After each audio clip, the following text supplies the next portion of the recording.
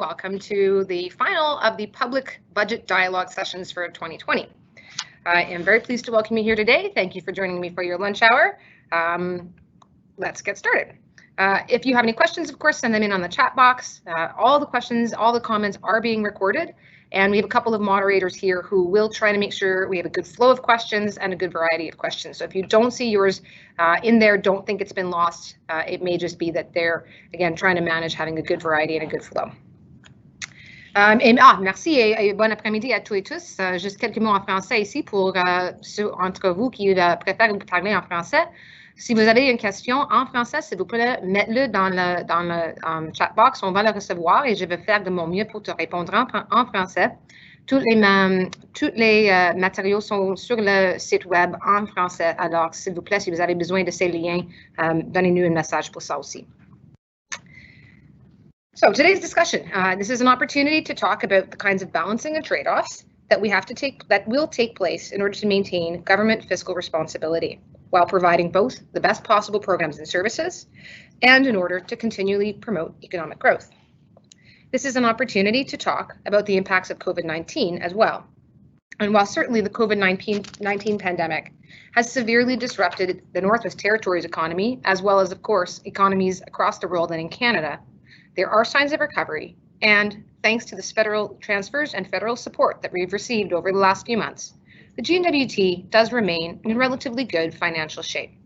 We will be able to support an economic recovery, and we will be able to support the priorities of the 19th Legislative Assembly in our next budgets. There's three parts to this presentation today. The first one is a general explanation of the interactions and relationships between the two budgets, operations and capital. It will speak to some of the challenges that we have in terms of finding sufficient funds to pay for our capital while maintaining an existing level of operations. The second section will describe own source revenues and options for increasing our own source revenues.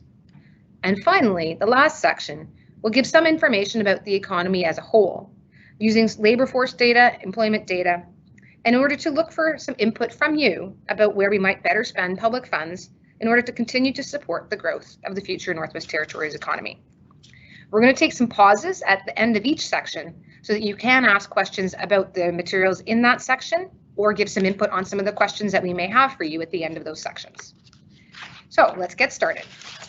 First, the budget. So I've often heard it now said over the last few months, when people speak about the budget, they speak about it as though it was one budget. But in fact, the GNWT has two budgets. We have a capital budget and an operating budget. The capital budget, this is what we deal with our expenditures for capital projects, such as roads, bridges, or buildings. The capital budget is released in the fall of the previous fiscal year so that departments can get contracts and supplies ready for the time of the start of the fiscal on April 1st. For example, this fall, the Assembly will be reviewing the 2021-22 capital plan and capital budget. The operating budget consists of all the day-to-day spending for programs and services and includes the GNWT's revenues from all sources.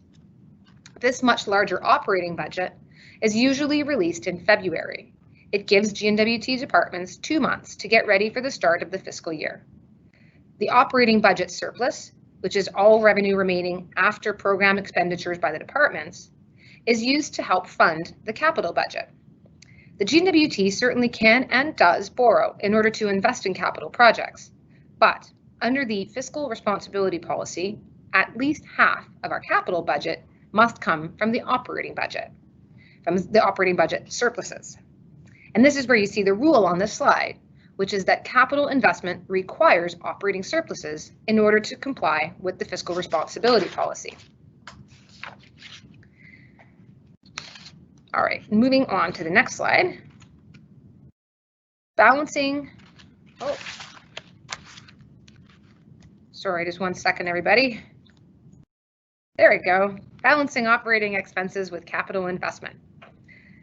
It's probably been said many times, and you've no doubt heard it, that there is an infrastructure gap that exists in the Northwest Territories compared to the national average. And this is true both in terms of the fact that we have less infrastructure across the territory and what infrastructure we do have on the whole is older than in the other provinces. The cost-sharing programs that we have with Canada mean that small investments can have large returns. But again, the GNWT needs to maintain operating surpluses in order to take advantage of those opportunities. If the federal government offers to pay 75 cents on the dollar, well then certainly our 25 cents on that dollar stretches much further. And this is a far better deal than what the provinces typically get at 50-50. But it does still require that 25%. And on large, major infrastructure projects, 25% can still be a significant sum of money. Some infrastructure is needed, of course, to deliver on the programs and services. We need schools to educate children, for example. We need water treatment and sewage facilities in communities. Other infrastructure will not only support residents, but also can support long-term business growth. The challenge we have is to manage our revenues and our spending on programs and services so that there are sufficient resources to address our capital needs. There are also trade-offs, as you'll see here, between different types of infrastructure. Do we want to take a calculated risk and support a few large projects, which could then potentially deliver significant long-term economic growth? Or do we prefer to stick to several smaller projects that might have a stronger but shorter-term impact?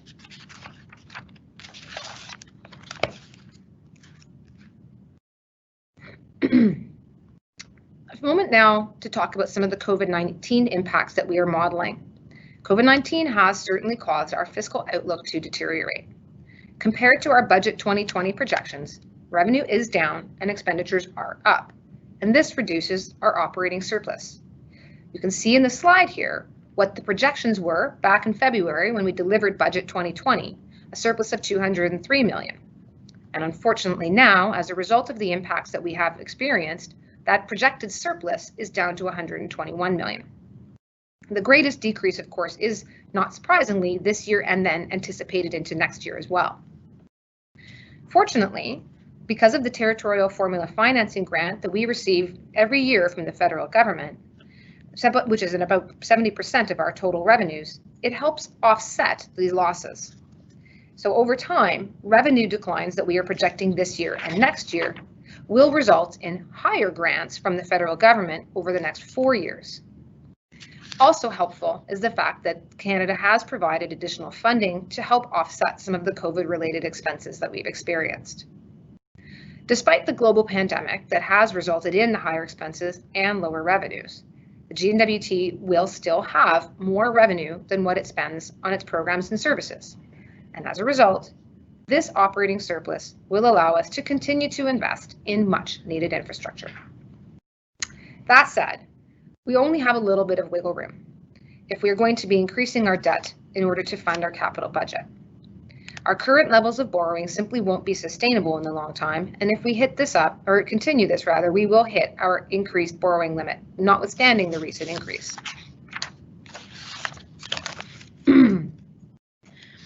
So, the capital plan, as I've said, will require operating surpluses. And really, what it also means is we are going to require increases in those operating surpluses in order to stay on side with the fiscal responsibility policy. If we don't maintain our surpluses and if we can't increase or improve on them, the capital plan will ultimately have to be revised lower. Again, remember that the capital budget is released every year, but the capital plan is a long-term plan that looks at the needs of all the GNWT and the Northwest Territories as a whole with long-term planning.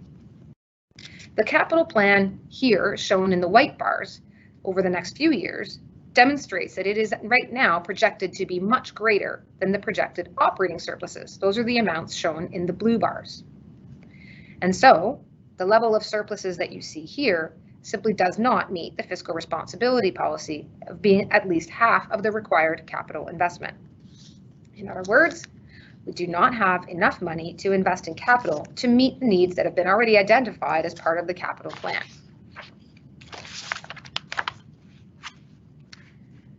So, go to the next slide. And we have here questions around, well, what can we do? To improve our fiscal outlook would require taking steps to increase revenues or reduce expenditures or both.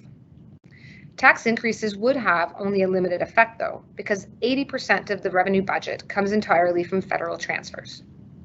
Therefore, very large tax increases would be required in order to generate a meaningful impact on our revenues. And certainly the option here of borrowing may seem tempting. It certainly would potentially be a better way of avoiding fiscal reductions, but it is not a sustainable option, not for capital and much less so even for our operating purposes. For many years, we have funded our capital plan. We're using partial debt financing, and we will continue to do so. But as a result of that, our debt has become elevated, and continuing to do so without end will simply continue to accumulate debt, and that is not a viable path forward. So at this point, I'm going to pause.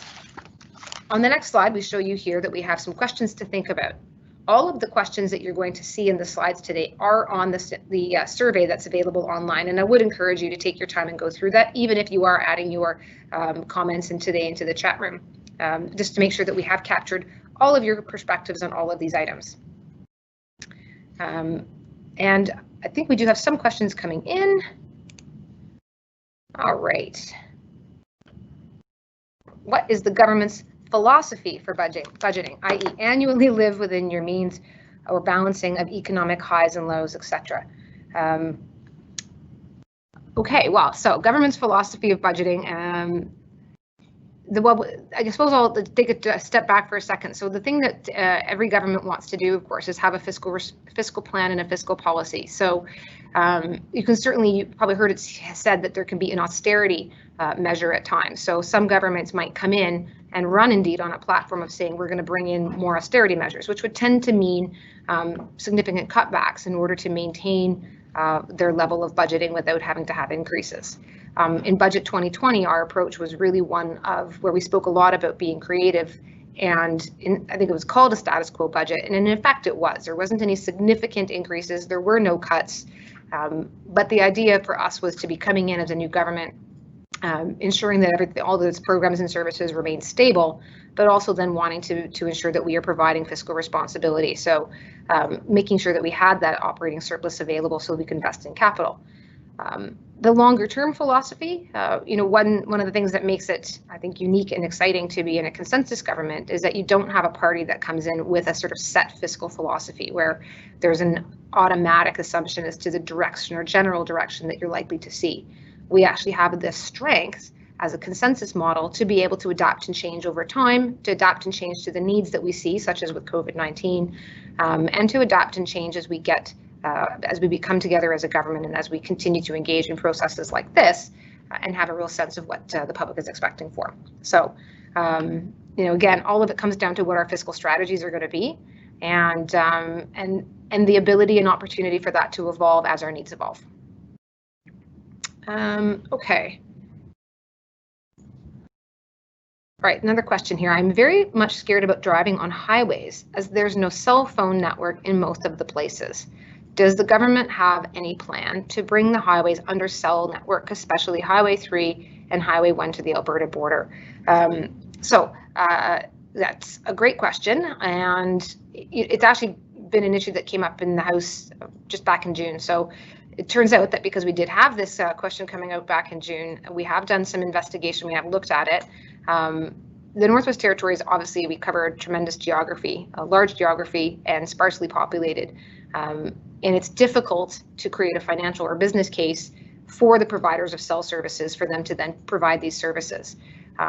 So one argument is that yes, then the government could potentially step in and just fund the cost fully of having cell phone towers erected along the highway all the way from the border, or certainly along the highway to and from Betchico. But it's not a small cost.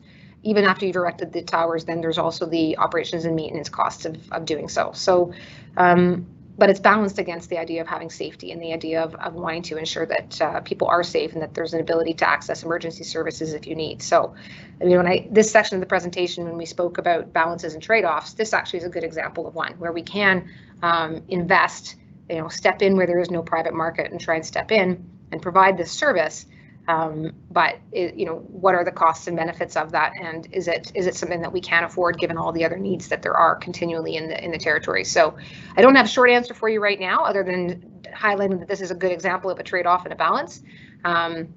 But what I can say is that we are actually actively looking into these costs to determine whether or not it is something where the government can fill this gap in the market, or if there is a private sector business case to be made, and maybe then there could be some movement on this. Can you decide, so next question, sorry, can you decide that a capital project is needed and then save over a couple of years for this so that no borrowing is required? So that we do not have to pay interest on the money that was borrowed, such as the Decho Bridge construction costs, yes, of $202 million, but with interest will cost a lot more. And the plan is to be paid off by 2046. Yes, I think 2046 is about accurate. The Decho Bridge, definitely that's an unfortunate example of where you do wind up having a lot of debt to pay off over time. Fortunately, there's a lot of other ways that one can save, or that one can plan, and that we can deliver, in fact, on those large infrastructure projects. So, so yeah, the short answer is yes. But the more complex answer is looking at the fact that there's a 20-year capital plan. Our 20-year capital plan looks at needs such as transportation networks, hospitals, schools, and not just looking at what don't we have, but looking at the life of a plan, or at the life of a building. So, for example, looking at schools, there's a fairly rigorous process that takes place around what the age of the facility, what it has, the way that it might be over time, requiring replacement or renovation. So everything in our capital plan over 20 years goes through that assessment process specific to the kind of infrastructure that it is. So the risk factors that are considered for the roadways, for instance, are obviously quite different than the risk factors for a school building or for an office building. So yes, that planning happens over time, so that in one of the earlier slides when I showed you the projected total capital costs against the surplus that is projected to be available, we're doing that to have a sense of what we expect to require in any given year over the next 20 years. And certainly in the nearer future, where the 20-year projections are no doubt going to change by year 20, but at least it gives that ability to start to create that plan and to create those expectations. So yeah, that's, you can make that plan, but it doesn't change the fact that if we don't have the operating surplus today, this year, next year, and the year after, we're already behind. We're already below what we need. And so to deliver even on this year's plan and next year's plan, we're going to have to do some borrowing. And doing some borrowing is not a bad thing.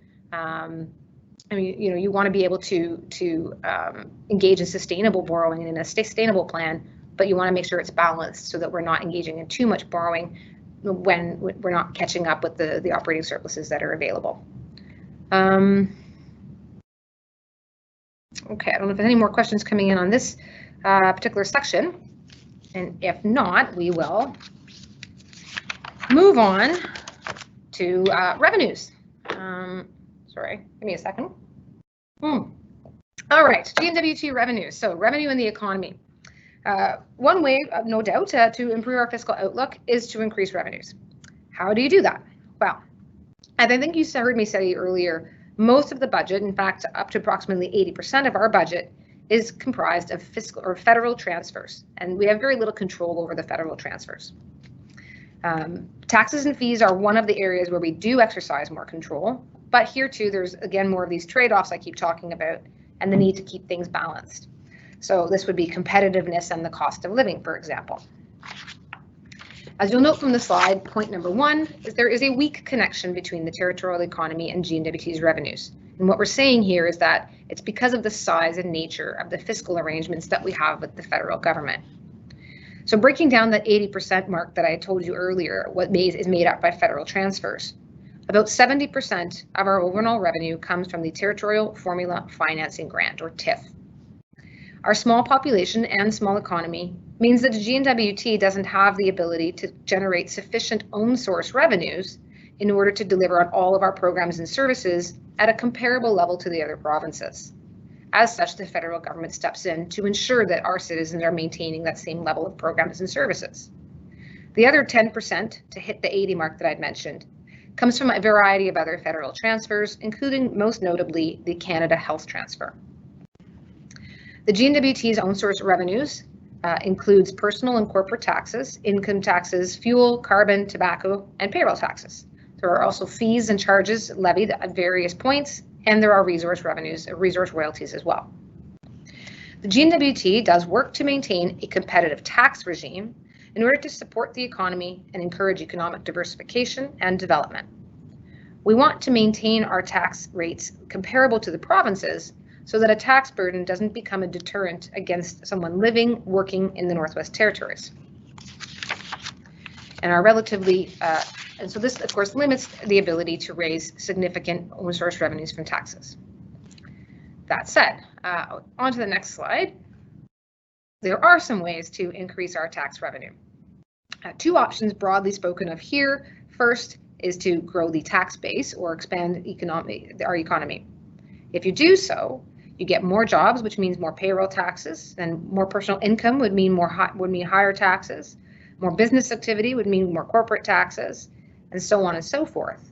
So that you're not having to raise your tax rate, but there's a larger number of people or businesses paying the same taxes. The second option here is the idea of increasing taxes. So you would increase taxes by raising rates or raising fees, or by introducing new taxes or new fees, or some combination. So here, there'd be not necessarily a need to increase the number of people or businesses who pay the taxes, but you'd rather be asking some of those individuals or businesses to pay more. The next couple of slides will go into each of these options a little bit further. We'll start with the first, which is economic growth, the idea of raising revenue through economic growth. Here's how growth in the Northwest Territories economy or population would result in higher revenues. It would do so because of a growth across all the tax bases. Again, though, because our own source revenues are a small amount of overall revenues, even significant economic growth might still only result in small growth in our tax revenue. The biggest increase in revenues through economic growth would actually be what is more an associated growth of population. And that is because every individual that resides in the Northwest Territories represents approximately $39,000 in additional territorial formula funding grants from the federal government. And if there's an incentive to remain and to be recruited and to remain in the Northwest Territories, again, whether through economic growth, there's a much more likely chance that we'd see a growth in those numbers. Now, growth in our tax revenues too here is constrained. I'll just comment on two things. One is leakages. What leakages means is that economic activity in the Northwest Territory actually leaks out.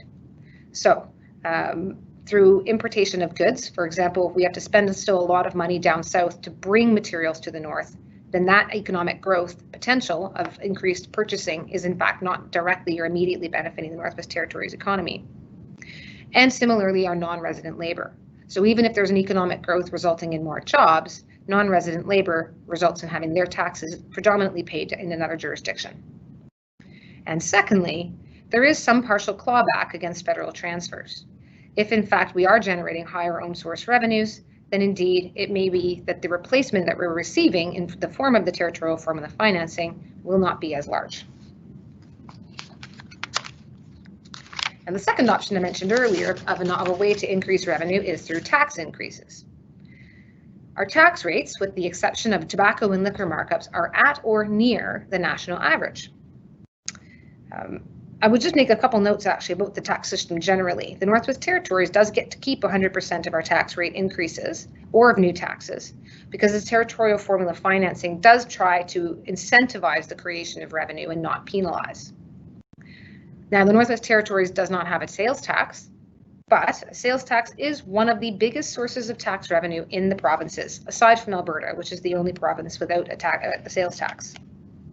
If the GNWT is hoping to raise significant new tax revenue, a 2% harmonized sales tax would raise approximately $20 million, but it would also raise our overall Northwest Territories prices by approximately 1.4%. GNWT tax rates other than tobacco and liquor markups are at or near national averages. Tobacco taxes and liquor markups are the highest in Canada. Our personal income tax, which is approximately 5% of total revenues, is structured on the basis of a progressive income tax structure. And this means that personal income, as personal income increases, it increases your tax burden by applying a higher tax rate to higher levels of income or tax brackets. The general corporate income tax rate is close to the national average, and corporate income taxes make up approximately 1% of our total revenues in the GNWT. Resource revenues are approximately, or rather less than 1%, and could also be potentially increased, but again, given that small percentage of our total revenue, would have limited fiscal impact. And of course, of note, there's already a fairly high cost in terms of remote exploration and mine development. So if we add cost to the sector, we may well be discouraging economic growth in the form of exploration or new mines, and may also be reducing the life of our existing mines if we reduce profitability. Which takes us to the end of the section on revenues. So if you have any questions about our own source revenue or ways of potentially growing our own source revenue, I'd be happy to have them now. Or if you want to give some thought to the questions that we have listed here, we'd be happy to have some feedback. All right, first question. What is being done to look at increasing revenues outside of raising tax rates? So federal funding, user fees, increasing electricity, utility sales, et cetera, et cetera. Yes, so that's, and that at its core is really one of the big reasons we want to do engagement sessions like this, so that if members of the public are saying, there's an area where I could be paying a user fee for this, or I should be paying more of a user fee for this. I get a great deal out of the parks, and I'd love to pay more to be able to go camping this weekend, for example. And that's a small example, but these are the kinds of things that people experience day in and day out in their lives, and may well be best placed to actually give us some of that feedback and ideas. So we're certainly happy to get that. Beyond that, again, the balance is whether or not we want to try to increase our revenue potential directly through tax rates, or if we want to do that through economic growth. So, although you are mentioning here federal funding and user fees, so federal funding is sort of its own, it's almost its own little camp that we haven't delved into, other than sort of exploring and explaining the magnitude of it for the GNWT. So again, roughly 80%, as I said earlier, 70% on the TIF. The territorial formula financing is a fairly complex equation that goes into determining what amount we get every year.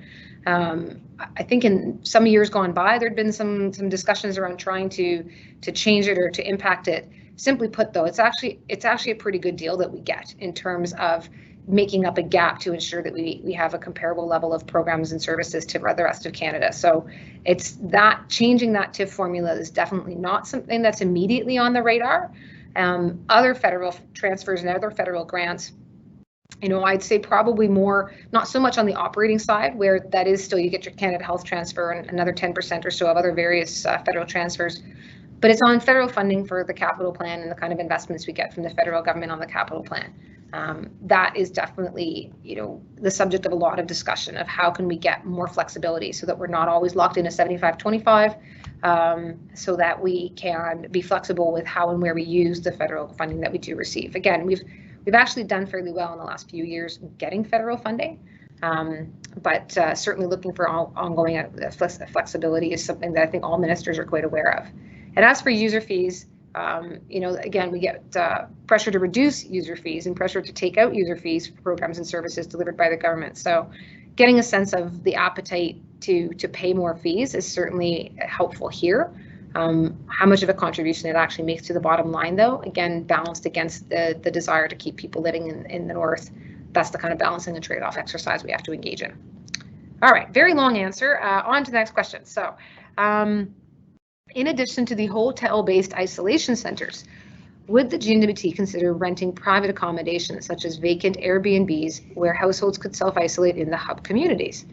I understand the average cost of a 14-day stay in the isolation center is $4,000, and some residents are back and forth across the border for medical reasons. I think the $4,000 price tag is in Nunavut, if I'm not mistaken. The other three are I want to say significantly less. There certainly are less.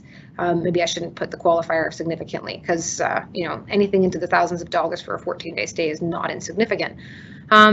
As for renting private accommodations, I think the best we could do there is take that answer and make sure and get it over to our colleagues in Health and Social Services, where the Chief Public Health Officer is located. because I don't know the medical constraints that there might be, if any, on where we've designated our self-isolation centers. So yeah, thanks for the idea, and let's we'll certainly go and take that away. If you're interested in getting a response, send your contacts. If you don't want to do it on this chat line, Todd Sasaki is one of our moderators. I think he's probably about to put his email as I'm saying these magic words on the chat line. So you can send him your own email address, and we can get back to you with a specific answer as to whether or not this may be an option, or if not, why not, or if it is, what kind of process that would take. So, what is the total percentage that personal income tax contributes to the budget? Cost of living continues to rise in the north, higher than the national average's inflation rate. Wage increases don't nearly make up. Case in point is a recent collective agreement which impacted thousands of Northerners. Every year, Northerners are making less money at the end of the day. If income taxes are increased as part of the fiscal plan, this may not impact people with high salaries, for politicians, for example. But it will have gross negative impacts for Northerners, especially those in the most vulnerable demographics. If this is the plan, can the government balance the negative impacts by prioritizing infrastructure that will have positive impact on people's pocketbooks? Okay, there's a lot there. So I'm glad that we're going to be recording all these, because I think there's a lot there that I'll want to digest. But, you know, and so you're also highlighting, I think we're actually going to get into just talking about some of the major players in terms of the labor standards and labor market when we get into the final section of the slides. But let me just answer your first question, which is around personal income tax. It is approximately 5% of the revenue budget, so it is not a significant contributor to the to our overall revenue situation. And you've given a very long example, but I take your point, which is really that it was really one of the main parts of this presentation, of this section of the presentation, is that if we're looking to increase our revenues, we can either do it through economic growth, where, you know, again, you're not increasing your tax rates, but you're increasing the ability to generate income, broadly speaking, in businesses for individuals, et cetera, which certainly impacts on the federal government or on the GNWT's revenue sources, as compared to increasing tax rates, where yes, we bring in more money because we've increased the tax rates, but we're doing it by taking that sort of more money away from the individuals by taxing them at a higher rate. And that's, you know, yeah, we want to be competitive with the provinces, because we certainly don't want leakage in terms of people and businesses to other provinces and territories on the idea of, you know, I can't pay any more taxes in that territory. And you certainly, and the other thing is, again, you also want to maintain competitiveness and fairness, again, considering the cost of living. So if we want to grow economically as being our approach to fiscal improvements, well then yes, increasing tax burdens has the risk of driving people away, which also takes away that $39,000 per person price that we get from the federal government, which is significant. And it also reduces the overall revenue. So I think you've given a long but good example of exactly the kind of consideration we would have in balancing whether we focus on ways of increasing the economic size and therefore the number of people or businesses paying, or whether we want to simply increase the amount that each person or business pays. All right, any more questions coming in here? Here's one. Will employees' salary be affected by COVID-19? Short answer is no. The employee's salary is governed by the collective agreement. And sorry, yeah, I'm sorry, yeah, I'm kind of taking a, this occurred to me, I'm assuming you're talking about GNWT employees. So their GNWT employees' salary, which is really the only employees I can speak for, GNWT employees' salaries will not be affected. Again, governed by the collective agreement. And, you know, I think I said that very early on, that it's certainly not our intention to have any significant changes. All the programs and services that are required are as required and even more required right now. So, you know, as for the private sector, you know, I think a lot of people have been affected by COVID-19, and that's exactly why governments at all levels, and particularly the federal government, really stepped in early and with as much flexibility as possible and as quickly as possible to try and fill up gaps. And the GNWT has tried to step in beside that and sort of look for where do we need to boost up what the federal government is doing and what gaps still exist that we can also step in and support. So that, again, beyond even just the GNWT employees, but making sure that as many people who are employees across the board have access to as much support as possible. You know, I guess I'd highlight again, so outside the GNWT, I'd highlight the wage subsidy program that we are administering here in the federal, on behalf of the federal government with their funding, and which has been extended and which we've extended. So it brings everybody, so there's that option as well. Okay, not seeing any other questions for the moment. And do keep sending questions in along the way. You know, even if I've sort of rolled on and you had a question about revenues, please by all means continue to send it, because we're still taking a large chunk of questions towards the end when all of the slides are complete. So there's certainly not a rule about which topic you need to ask your questions about when. But the last section of the presentation, as I said at the beginning, this is about the economy in a high level sense, and to show how are some of the impacts and influences are on the GNWT's budgeting process. And as I think you've heard me say now, both in the first part of the presentation and in response to the one question there, economic growth can lead to higher own source revenues by having an expanded tax base. I do want to remind everyone again that controlling that the control that the GNWT has over our territorial economy is limited, but the GNWT definitely has a role to play. There are levers we can pull, and we have a responsibility to pull them. So a few observations to start out about the labor force. The resident labor force is expected to be fairly steady over the medium term. We are sitting right now at approximately 23,000 people who would be in our eligible labor force, and of them, 21,000 are employed. By contrast, our total available employment in terms of that employment to employability is 26,000 positions. That difference of approximately 5,000 is right now being filled largely by non-resident workers. Those workers, of course, that don't pay their income taxes here in the Northwest Territories. They would pay them in their home provinces. There is, however, a payroll tax that is charged on all income that is paid out for employment in the Northwest Territories, but it's only 2%. There are, of course, many parts of our economy that depend on having these non-resident workers to fill the positions that are otherwise not filled by our resident labor force. Two major sectors of the economy. The Northwest Territories economy is dominated by government and mining. The Northwest Territories jobs mix is quite heavily skewed into public administration. We have 7,200 jobs in public administration, which is making it the by far largest employer in the Northwest Territories. I'll just take a moment to note that this is not all GNWT positions. There's maybe approximately 5,000 or so that are GNWT, which certainly makes us the most significant employer even within that public administration realm. But a large number are also associated to all the other levels of government that operate across the Northwest Territories. A note here too that public administration and mining jobs are some of the highest paying in the Northwest Territories. And some good news is that both public administration and mining have good strong links to other sectors of the economy, such as construction, transportation, or the service industries.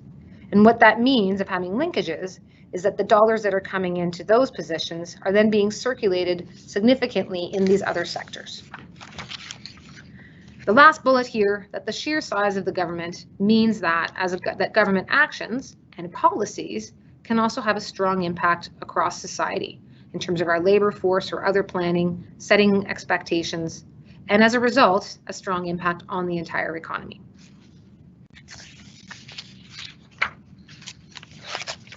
All right. So the next couple slides are going to go through things we can or cannot control.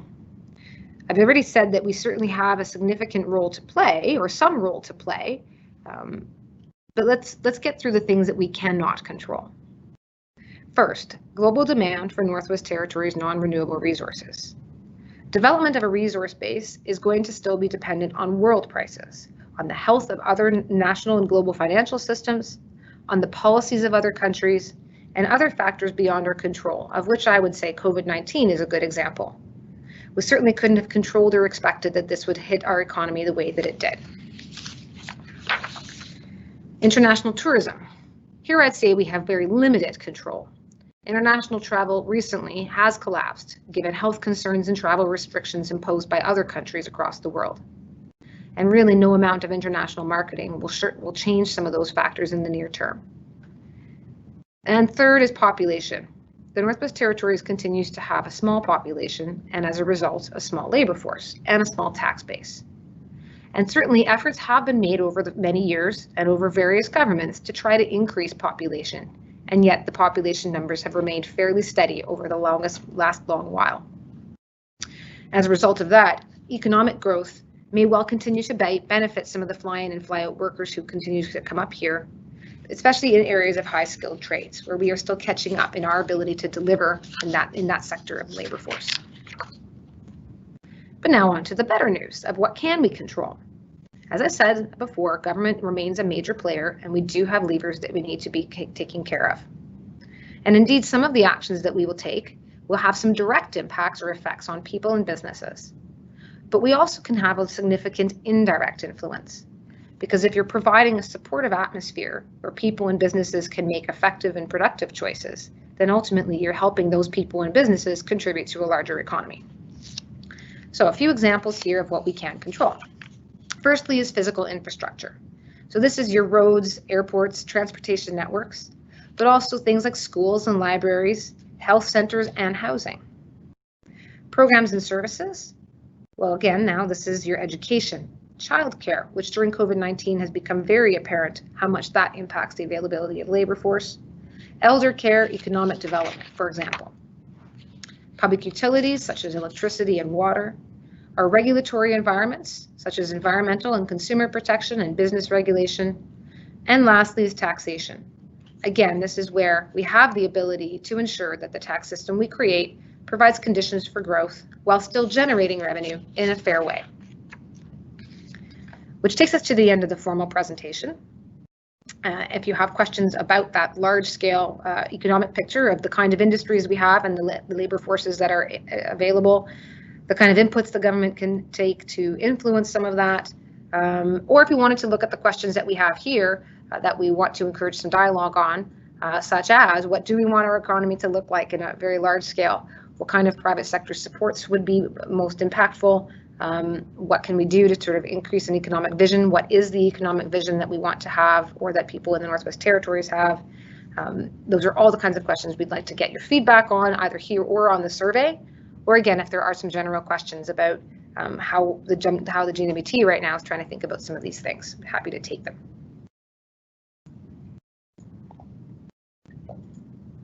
Okay.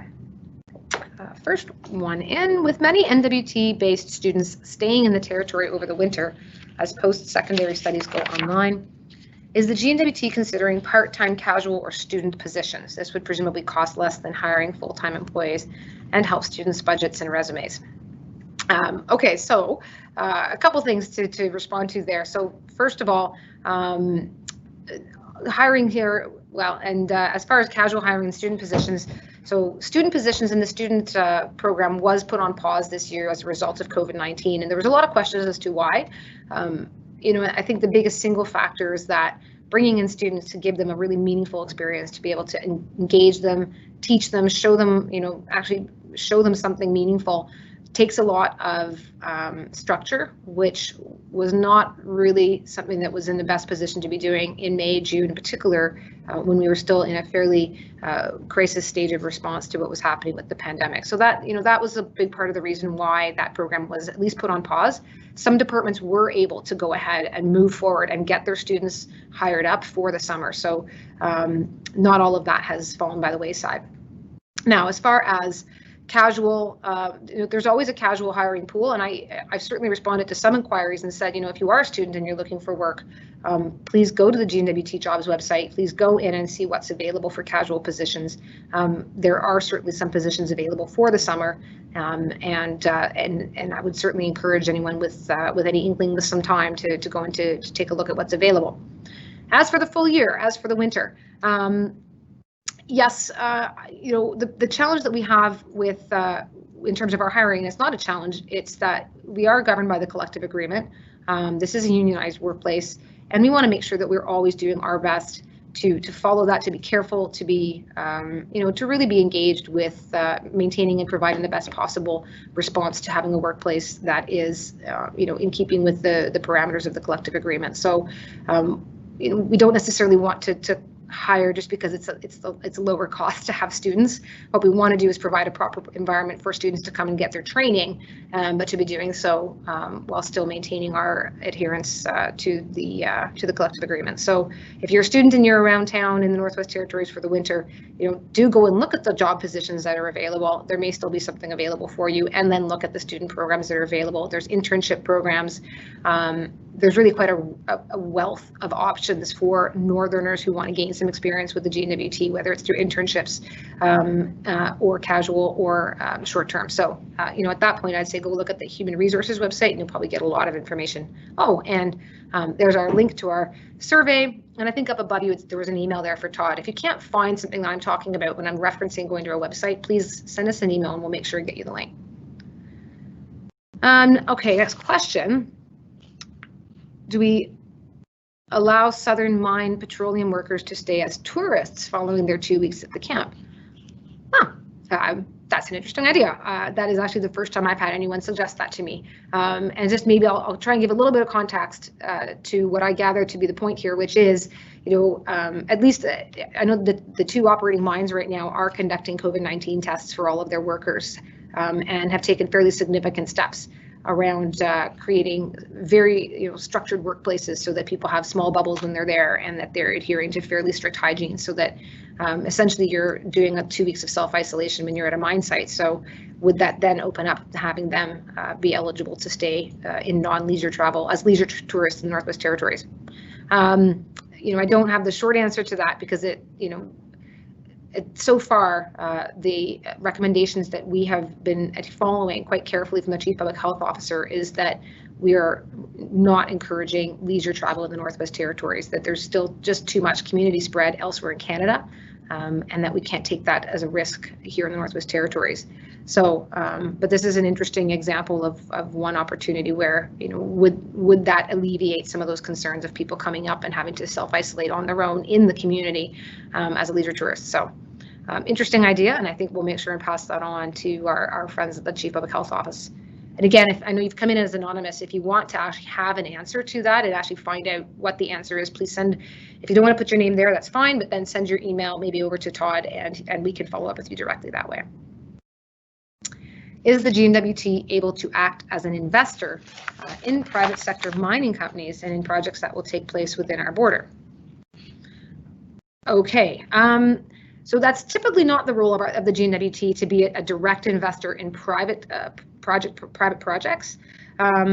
More likely than not, it's we want to be trying to create an opportunity and create an environment where the private sector is the one that's coming in to do those investments.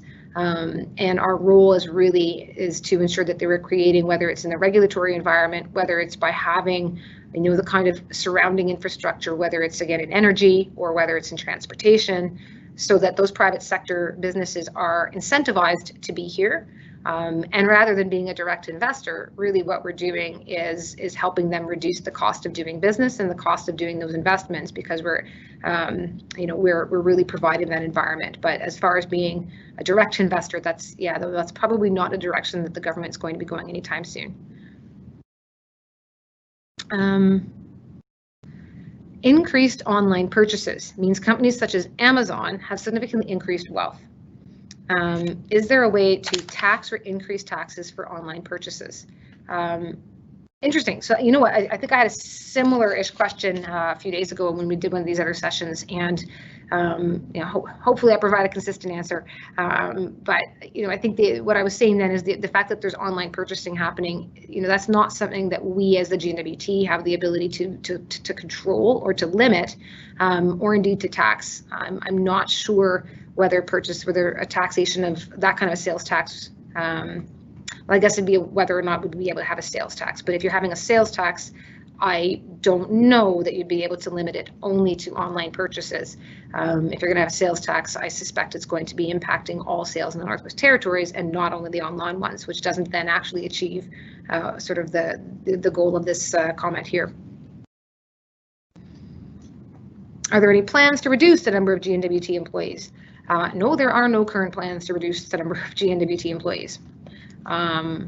It has come up in the course of these sessions of, that the the simple fact that there's such a large public administration and that those numbers are so significant. But I would note, I did check into the other territories, the Yukon, Nunavut, and Nunavut has an even higher number of public sector employees than what we do, but we're fairly comparable to what's happening in the Yukon, only slightly larger,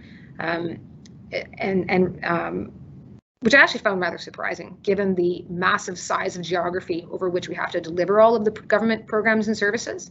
You lose some economies of scale that you have to have, an economic development officer, say, or an educational supports worker, counselors, health facilities across 33 communities in a huge area. You're going to have more employees delivering those services. So I was surprised we're actually as close to the Yukon as we are, since they have less communities to be able to deliver their services in. But all right, and can you let us know some of the capital projects you are planning for the near future that might boost our economy? Okay, that's a great question, and it's a big question. So the capital plan right now, again, so there's a capital plan over 20 years, but this year's capital budget, I should say, and I'm sorry, I think I keep getting those two, plan versus budget, wrong, so I apologize for that. But the plan is the 20-year outlook, and the budget is one that's done year over year. And we are right now at the stage of preparing our draft capital budget for the 21-22, what would be the construction season starting on April 1st of 21-22. And that is right now at a draft stage, because it comes through cabinet, goes to our colleagues who are on the other side of the floor, on all the other MLAs, and then there's reviews of the draft plans, and then the entire plan hits the floor of the Assembly for debate this October. I will note for you from our mandate 3 fairly significant projects, which I think are indeed of a nature that could boost the economy. In that, for one, is the Slave Geologic Province. So the road that would potentially connect from here to the Nunavut border, and then from Nunavut border up to the Arctic coast. So this is an area that is expected to be very rich in mineral resources, and in a real variety of potential mineral resources. And by improving the transportation network through that area, we are really making it much easier, going back to the question just above about how to encourage the mining sector, we're making it much easier, much more profitable for those companies to go in to do the exploration and potentially develop mine. Second one is Tolston. So the prospect of a Tolston hydro facility outside of Fort Smith.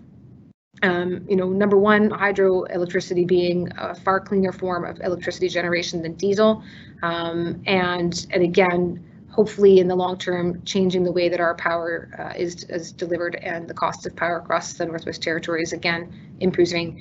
So shorter term, that would be a major project, which would certainly boost the economy, but also it's one that would have an impact on profitability for businesses.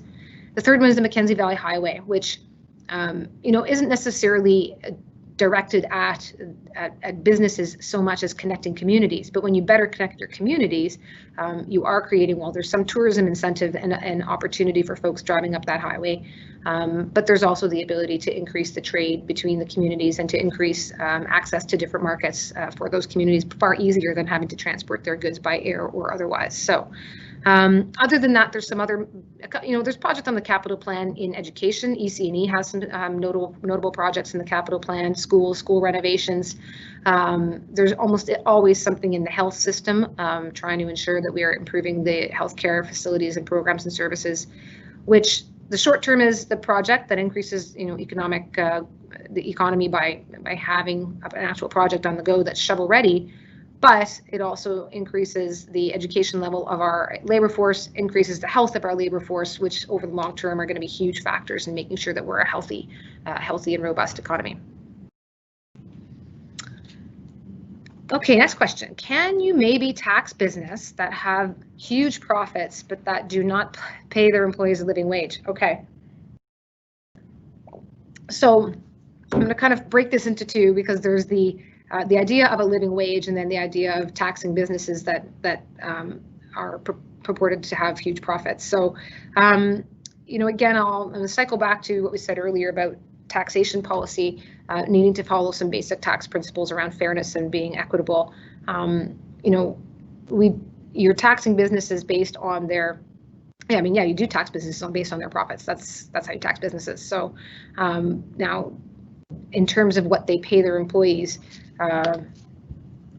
that's not the basis on which right now they're being taxed. The living wage idea, this is not a new conversation in the Northwest Territories, where you have the idea of, do we need to have a living wage? Do we need to increase our minimum wage? Should there be universal basic income? Should there be a guaranteed basic income? All of these concepts, each one's a little bit different, speaks to the fact that we have fairly high cost of living, and speaks to the fact that, what is the margin at which you want to ensure people are being paid so that they can have a good reasonable standard of living. So as I say, I think we just need to ensure that when we have our tax policy, that we continue to follow some kind of core principles around fairness, and that the idea of penalizing certain businesses is probably not one that is going to get a lot of uptake. So let's see, anything else? Not seeing any more questions coming in, so we might be hitting exactly the 1 hour mark, which works well for anyone who was using their lunch break to join us for today's session. Again, I'll make one more plug for the survey. If you haven't done it, the link is just above on the chat line. It is available for anyone that isn't watching the chat line. It's available on the Department of Finance website, and a number of social media channels as well. I think other than that, unless there's any more questions coming in, just checking in with my, last call for questions from the moderator. So if there's nothing else, I would thank you all very much for joining us today, for taking your lunch hour if you did, or for taking an extra bit of time today to have this engagement and to ask a lot of really good questions. This is our last of the 4 of the public engagements, and the survey is open until next week. And the next step after this, maybe we should have mentioned this sooner, is that in fact there is a What We Heard report that we're going to be preparing over the next month.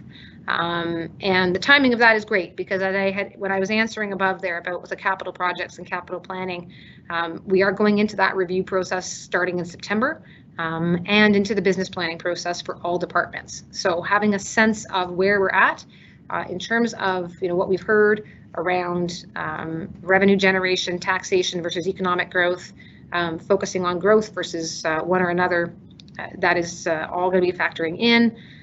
And I guess one last comment on that regard as well is that, to the extent that there's been some very specific questions and comments directed sort of to some of the specific departments' operations, none of us work in a bubble. We really are, I believe, trying to take a whole of government approach. And my colleagues know that we're doing these dialogues, and they will be looking forward to hearing back from this opportunity that we have to be engaged with folks in this format. So thank you for all of those comments.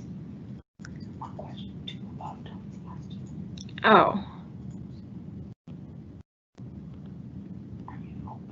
Someone's saying I missed a question here. I'm sorry.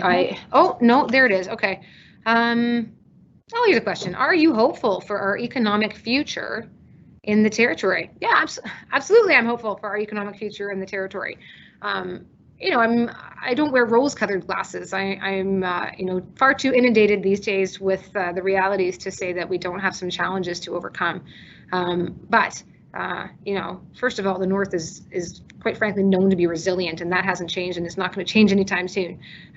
But beyond that, I think we're really increasingly starting to get to a point where, for example, in one of the earlier sessions we had, a lot of folks made a really strong link between health, education, and economy. So there was a real strong sense that, we don't just put our nose down right in front of us and look at what is my problem today, but actually look forward and say, if we want to have a strong economy tomorrow, let's have good early childhood indicators today. We did a session with some representatives from the business community from all the various chambers.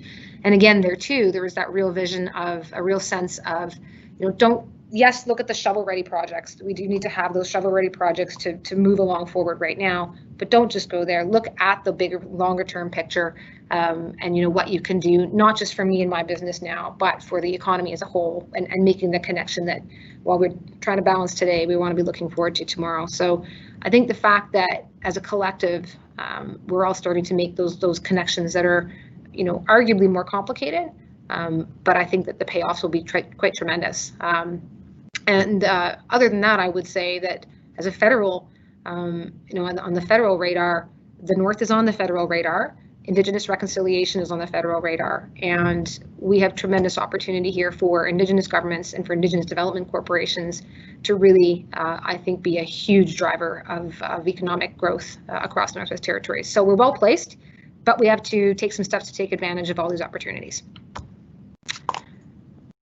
And on that note, I think I'll leave it there. I'll sign off, and thank you very much for joining us. Have a good day.